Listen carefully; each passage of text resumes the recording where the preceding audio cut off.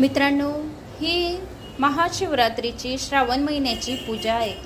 तर मित्रांनो, ज्या महिलांना या ज्या स्त्रीला अडीअडचण असेल, प्रॉब्लेम असेल, सुतक असेल, या चालत नाही, तर त्यांची जर महाशिवरात्रीच्या दिवशी पूजा नाही झाली तर काही टेन्शन घ्यायचं नाही।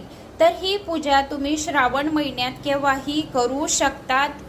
तर कोणत्याही एका शुभ दिनी तुम्ही श्रावण सोमवारी अशी महाशिवरात्रीच्या जी पूजा तुमची राहिली असेल तर ती तुम्ही पार्थिव शिवलिंग करून असं संपूर्ण सामग्री शिवाला अर्पण करून आपण श्रावण महिन्याची शिवरात्रीची ही पूर्ण पूजा करून घ्यावी अशी माझी सर्व भाविक भक्तांना विनंती आहे। तर टेन्शन घ्यायचं नाही। ज्यांची पण पूजा राहिली असेल त्यांनी अशी संपूर्ण सामग्री ताटात काढून घ्यायची आणि पार्थिव शिवलिंग करून ओम नमः शिवाय महाशिवरात्रीची व्रतकथा